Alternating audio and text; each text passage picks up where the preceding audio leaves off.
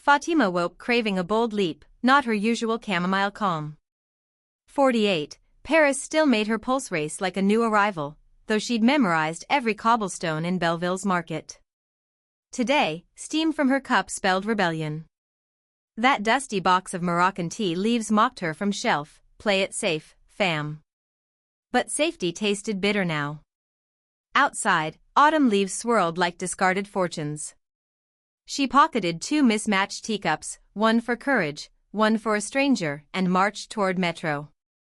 Time to Fatima's craving for boldness tangled with a familiar dread, fear of roots never sinking deep enough, like chamomile petals floating atop hot water, never quite dissolving. Parisian mornings still felt borrowed, though market strolls past cheese vendors shouting "Allez, madame," had become hers. That chipped teacup from her mother, surviving 3 moves, sat empty too often. She spotted a flyer for a tea-tasting meetup near Place de Vosges. Clumsy step toward courage, she thought, fingers tracing floral pattern on her cup, same one that held her mother's laughter back home. What if her accent thickened under stress? What if no one came? But chamomile had always been her quiet rebellion against chaos. Event, steam curled from mismatched pots as strangers shared stories.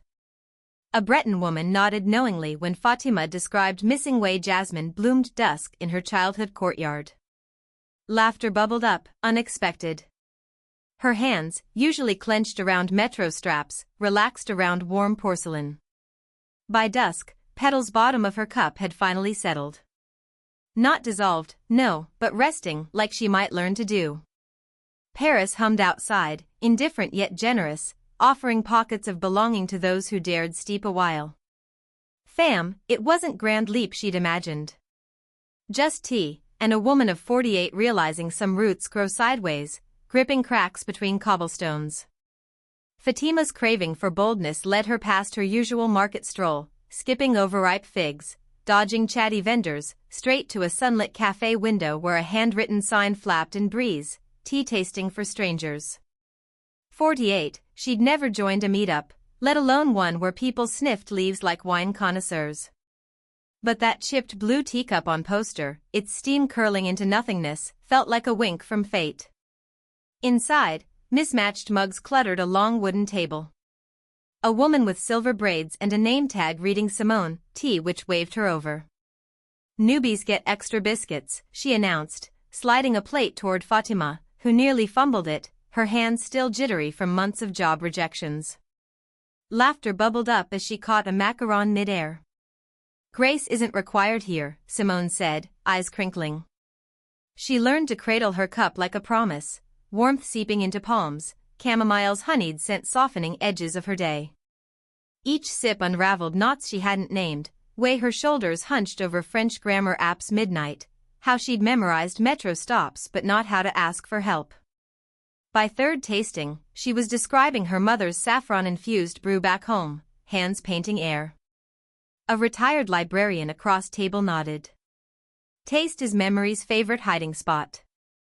Weeks later, woman hosted her own tasting in a borrowed community space. She laid out mint from Algerian grocers, lavender from Provençal markets, and yes, chamomile, its daisy-like petals floating in every cup. Regulars became fam, a Ghanaian nurse who craved ginger's bite, a Ukrainian artist who swore by rosehip. They traded slang and stress remedies, their collective steam fogging up windows. One evening, Simone pressed a wrapped box into her hands. Inside sat Fatima's own teacup, its glaze exact blue of her first Parisian sunrise, cracked, then repaired with gold. Kintsugi, Simone murmured. Sometimes breaks make things more interesting. Fatima traced gleaming seams, realizing her cravings had shifted. No longer just for bold leaps, but for quiet alchemy of turning steeped leaves into belonging. Fatima's craving for boldness led her past her usual market stall, no figs or flatbread today, straight to a tea shop window where glass jars glowed like amber.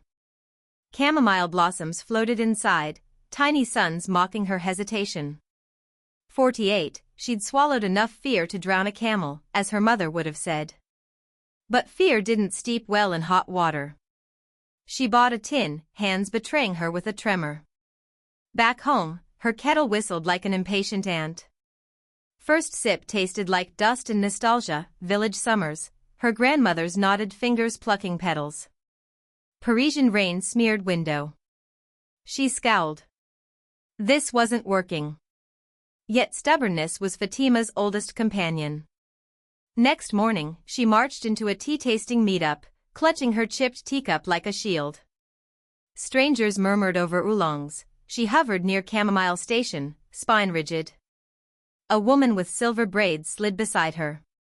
First time, creator nodded, suddenly aware of her accent thickening like overbrewed leaves. But woman only grinned. Bold choice. Chamomile's sneaky, looks gentle, fight sturdy. Laughter loosened something in her chest. She returned each week, trading sips and stories. Her cup became a compass, not for navigating Paris, but wilderness within. Market strolls grew lighter, vendors' rapid-fire French no longer buzzed like hostile bees. One evening, she caught herself humming while pouring boiling water, steam curling like a lazy cat. Doubt still nipped her heels, especially when bureaucracy reared its head or subway maps twisted into riddles. But now she met it with a raised cup. Chamomile didn't erase stress, it simply refused to let stress drink alone. By winter, she hosted her own tasting in a borrowed bookstore corner. Regulars arrived, then newcomers, then a journalist who called her an accidental guru. She snorted into her cup. Guru? Please. She was just a woman who'd learned to let hot water do its work. Her mother's voice whispered from memory, steep softly, child, but step. Fatima added honey to pot. Sweetness, she'd learned, tasted better shared. Fatima's fingers trembled around her favorite teacup, cracked rim, painted with fading bluebirds. 48 years of life, 20 of them spent in Paris, yet she'd never dared step beyond her market strolls and quiet apartment. But craving had gnawed her all morning, not for spiced chai or strong espresso, but for something wilder. A tea-tasting meetup poster had caught her eye days ago, its bold letters screaming chamomile for stress relief. She scoffed then. Today, she stuffed flyer into her bag, squared her shoulders, and marched out. Montmartre's cobblestones tested her resolve. Nerves prickled as she approached cafe, its windows fogged with steam. Inside, polished tea sets gleamed under soft lights, and a crowd murmured in hushed reverence. Creator clutched her chipped cup like a shield.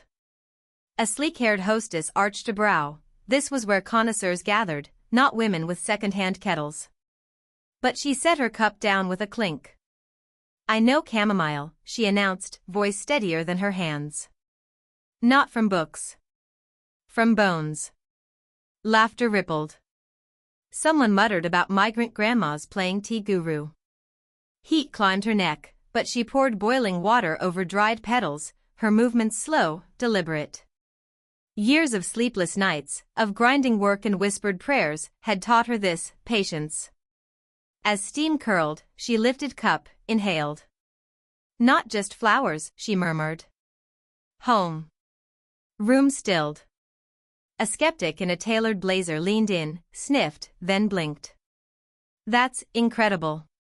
Her brew, steeped in memory and a pinch of cardamom, a tiny rebellion, became talk of meetup.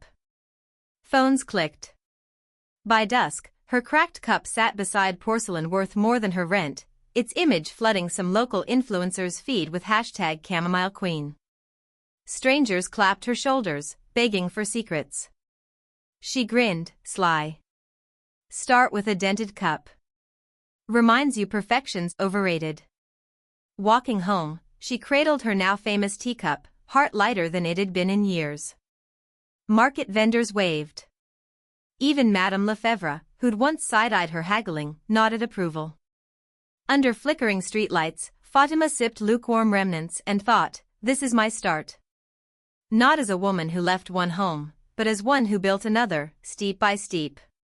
Fatima's mornings once began with clenched fists and racing thoughts, but now her hands cradled warmth, steam curling from a chipped teacup painted with forget-me-nots. Parisian market strolls had replaced frantic scrolling. instead of doom spiraling over unpaid bills, she sniffed lavender sachets and bargained for bruised peaches with a wink. That first tea-tasting meetup? A disaster. She'd steeped chamomile too long, serving bitter swill to skeptical strangers. But laughter loosened tongues, and soon her kitchen became a sanctuary where Syrian cardamom cookies met Moroccan mint leaves, where homesickness dissolved like honey in hot water. By 48, she'd mastered art of turning dread into daisies. Her odd habit? Plucking petals into teacups as gratitude notes, each one a tiny rebellion against stress. When new arrivals flinched subway noises, she'd press a cup into their palms, guiding their breaths to match steam's slow rise. Sip sky, she'd murmur, and watch shoulders unhunch. Even her rival, a no-nonsense boulanger who once scoffed hippie remedies, now left cinnamon sticks on Fatima's doorstep. Community bloomed in those steeped moments. A teenager from Aleppo scribbled poetry on napkins, a Tunisian grandma taught them all to Zagrete over peppercorn-infused brews. Fatima's fam wasn't bound by blood but by steam and stories. That chipped cup? Now passed hand to hand, its cracks gilded with kintsugi gold, proof that brokenness could hold beauty. Paris never promised ease, but it offered this, a kettle's whistle, a shared silence, courage to rewrite one's story sip by sip. Steep your struggles. Pour out joy.